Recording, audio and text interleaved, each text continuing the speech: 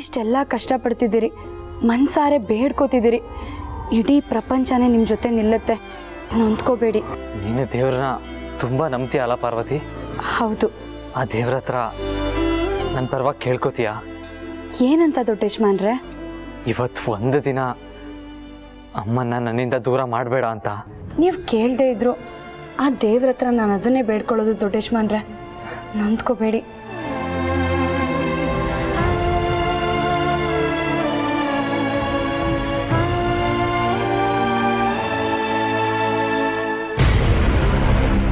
ದೇವ್ರೆ, ನಿನ್ನ ಪೂಜೆಗೆ ಭಂಗ ಆಗಬಾರ್ದು, ನೀನೇ ಕಾಪಾಡಪ್ಪ.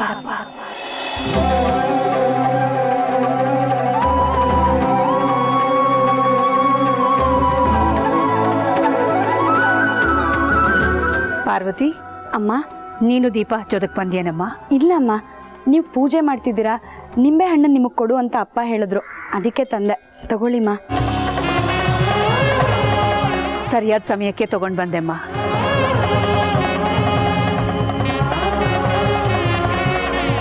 ಯಾರನ್ನು ಹುಡುಕ್ತಿದ್ದೀರಮ್ಮ? ಅದು ನನ್ನ ಜೊತೆ ಇನ್ನೊಬ್ಬ ಮುತ್ತೈದೆ ಸೇರಿ ಪೂಜೆ ಮಾಡಿದ್ರೆ ಶ್ರೇಷ್ಠ ಅಂತ ಗುರುಗಳೇ ಹೇಳಿದ್ರು, ಅದಕ್ಕೆ ನೋಡ್ತಾ ಇದ್ದೆ. ಕನ್ಯೆ ಆದರೂ ಪರವಾಗಿಲ್ಲ ಅಂತ ಹೇಳಿದ್ದಾರೆ. ಪಾರ್ವತಿ, ನೀನು ನನ್ನ ಜೊತೆ ಸೇರಿ ಪೂಜೆ ಮಾಡ್ತೀಯಮ್ಮ?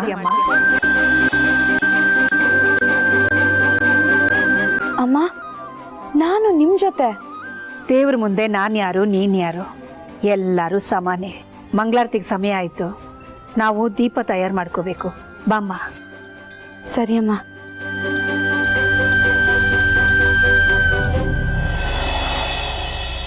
ದೇವ್ರೆ, ದೊಡ್ಡ ಯಜಮಾನ್ರಿಗೆ ಅಖಿಲಮ್ಮನವರು ಅಂದ್ರೆ ಪ್ರಾಣ. ಅವ್ರು ಏನು ತಪ್ಪು ಮಾಡಿದ್ದಾರೆ ಅಂತ ಗೊತ್ತಿಲ್ಲ, ದೂರ ಮಾಡಿಬಿಟ್ಟಿದೀಯಾ. ಆದಷ್ಟು ಬೇಗ ಅವ್ರನ್ನ ಒಂದು ಮಾಡಪ್ಪ.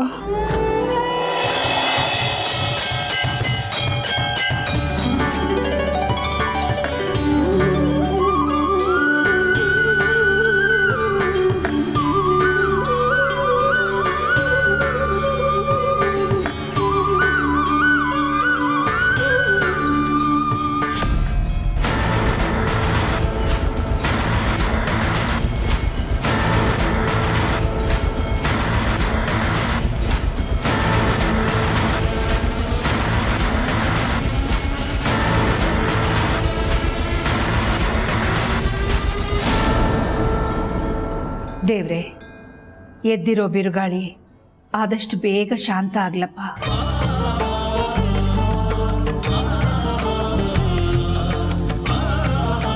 ಅಮ್ಮನ ಮನ್ಸು ಕರ್ಗಿ ಮತ್ತೆ ಪ್ರೀತಿ ಹೊಳೆ ನನ್ನ ಕಡೆ ಹರಿಯೋ ಹಾಗೆ ಮಾಡಪ್ಪ. ದೇವ್ರೆ, ಅಖಿಲಮ್ಮ ದೊಡ್ಡೇಶ್ಮಾನ್ರು ಮಾತಾಡಿ ಮನಸ್ಸುಗಳು ಹಗುರ ಆಗೋ ಹಾಗೆ ಮಾಡಪ್ಪ.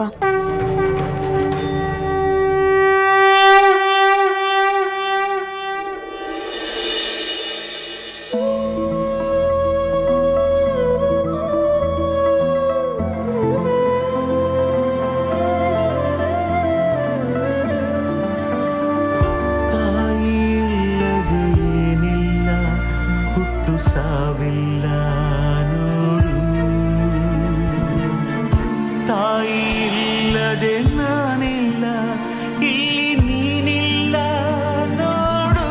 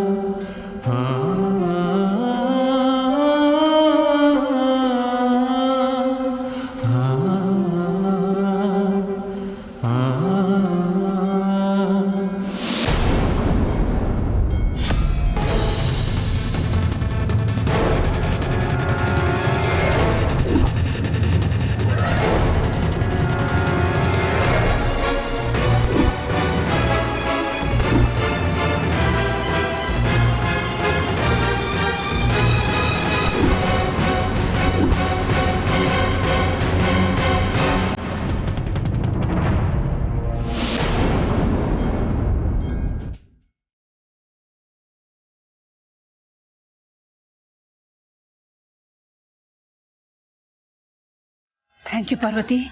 ಅಯ್ಯೋ ಥ್ಯಾಂಕ್ಸ್ ಎಲ್ಲ ಯಾಕಮ್ಮ, ನಿಮ್ಗೇನು ಪೆಟ್ಟಾಗ್ಲಿಲ್ಲ ತಾನೆ? ಏನೂ ಇಲ್ಲಮ್ಮ, ಯಾವುದೋ ಧ್ಯಾನದಲ್ಲಿ ನಡೀತಾ ಇದ್ದೆ, ಇದು ಗೊತ್ತೇ ಆಗಲಿಲ್ಲ. ಹೋಗೋಣ.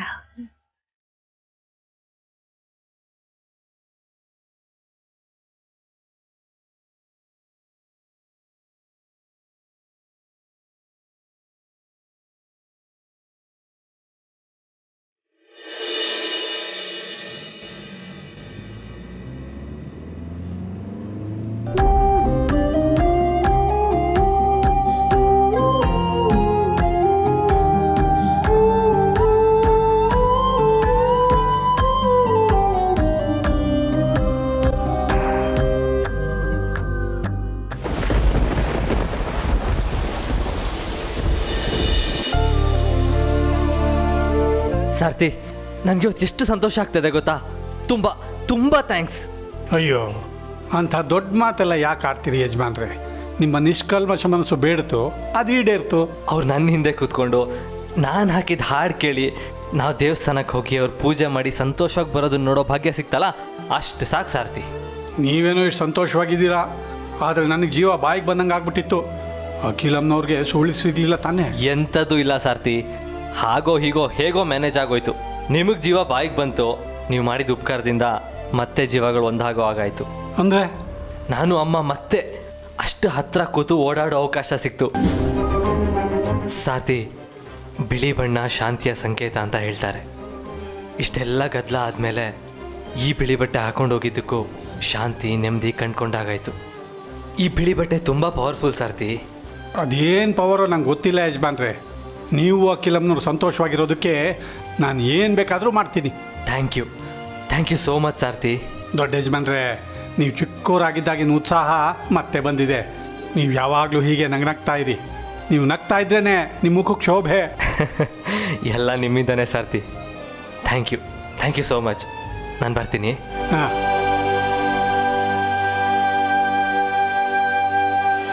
Madam inform ಮಾಡಿದ್ದೀರಲ್ವಾ? ಸರಿ, ಹಾಗಿದ್ರೆ ಹಾಗೆ ಮಾಡಿ. ಓಕೆ. ರಘು, ಪ್ರಸಾದ ತಗೊಳ್ಳಿ. ಅಖಿಲ, ನಿನ್ನ ಹೆಗಲ ಮೇಲಿರೋ ಎಲ್ಲ ಭಾರನೂ ಆ ಪರಮಾತ್ಮ ಇಳಿಸ್ಬಿಡ್ಲಿ.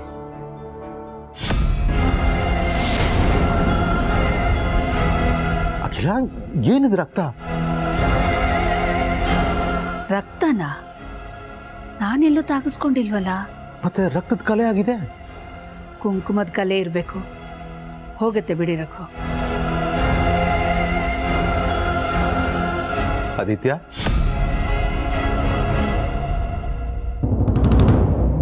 ಅಪ್ಪ, ಬೆಳಗಿಂದ ಎಲ್ಲೂ ಕಾಣಿಸ್ಲಿಲ್ಲ. ಸ್ವಲ್ಪ ಕೆಲಸ ಇತ್ತು, ಹೊರಗೋಗಿದ್ದೆ ಅಪ್ಪ. ಮ್ಯಾನೇಜರ್ ನನಗೆ ಫೋನ್ ಮಾಡಿದ್ರಂತೆ, ನಿನ್ನ ನಂಬರ್ ನಾಟ್ ರೀಚಬಲ್ ಅಂತ ಬರ್ತಾ ಇತ್ತು. ಅದಕ್ಕೆ ನನಗೆ ಫೋನ್ ಮಾಡಿದ್ರು. ಮನೇಲಿ ವಿಚಾರಿಸಿದಾಗ ಗೊತ್ತಾಯಿತು ನೀನಿಲ್ಲ ಅಂತ. ಅದಕ್ಕೆ ಕೇಳಿದೆ. ಓಹ್, ಹೌದಾ? ಸರಿ, ನಾನು ಅವ್ರಿಗೆ ಕಾಲ್ ಬ್ಯಾಕ್ ಮಾಡ್ತೀನಿ.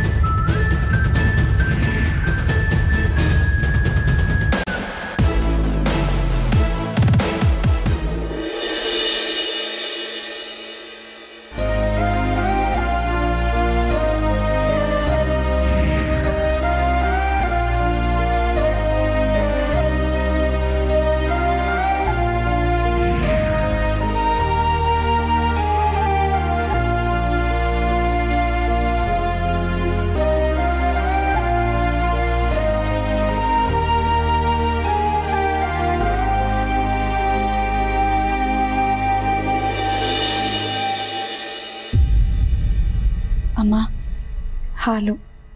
ಅಲ್ಲಿಡು ಪಾರ್ವತಿ.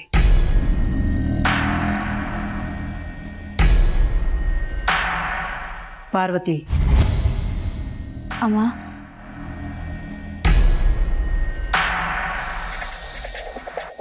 ನೀನು ದೇವಸ್ಥಾನಕ್ಕೆ ಬಂದಿದ್ದು ನಿನ್ನ ಸ್ವ ಇಚ್ಛೆಯಿಂದನೋ ಅಥವಾ ಅದು ಮೊದಲೇ ಪ್ಲಾನ್ ಆಗಿತ್ತು.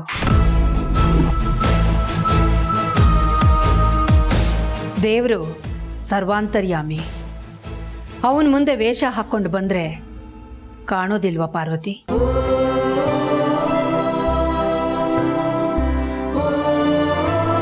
ಹೊರಡು. ಅಮ್ಮ, ಎಲ್ಲ ತಿಳಿದಿರೋ ಆ ದೇವ್ರಿಗೆ ತನ್ನ ಪರಮ ಭಕ್ತ ತನ್ನನ್ನು ಒಲಿಸ್ಕೊಳ್ಳೋಕ್ಕೋಸ್ಕರ ಪಡ್ತಿರೋ ಪಾಡು ತಿಳಿದೇನೆ ಹೋಯ್ತಲ್ಲಮ್ಮ. ವೇಷ ಧರಿಸಿರೋದು ಕಂಡಿದೆ, ಆದ್ರೆ ಹಿಂದಿನ ಉದ್ದೇಶ ಕಾಣದೆ ಹೋಯ್ತಲ್ಲ, ಅದೇ ಬೇಜಾರು. ಚಿಕ್ಕೋಳು ಅನ್ಸಿದನ್ ಮಾತಾಡ್ಬಿಟ್ಟೆ, ಕ್ಷಮಿಸಿಮ್ಮ.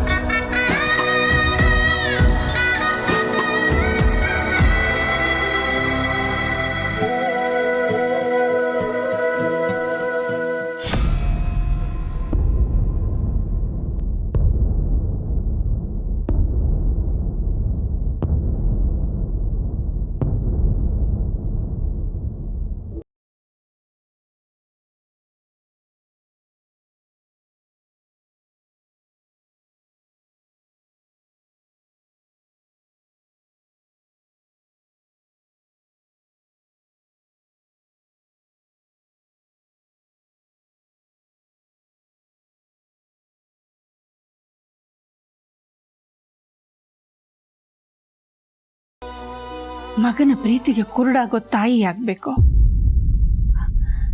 ಎಂಥ ಇಕ್ಕಟ್ಟಿನ ಪರಿಸ್ಥಿತಿ ಇದು.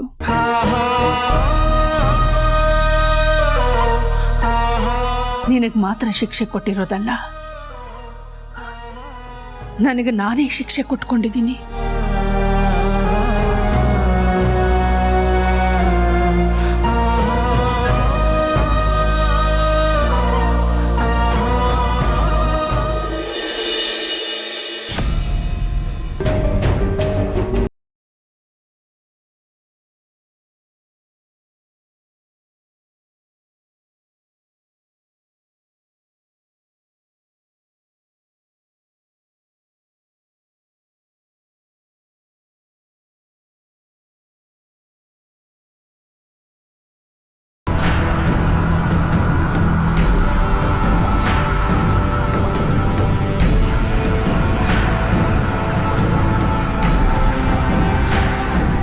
ಕ್ಷಮಿಸಿಮ್ಮ, ಗೊತ್ತಾಗ್ಲಿಲ್ಲ. ಪಾರ್ವತಿ, ನಾನು ಮಾಡ್ಬೇಕಾದ ಕೆಲಸನ ನೀನ್ ಮಾಡಿದೀಯಾ. ತೆಗಿಬೇಡ, ಬಿಡು. ನೆಮ್ಮದಿಯಾಗಿ ನಿದ್ದೆ ಮಾಡಲಿ.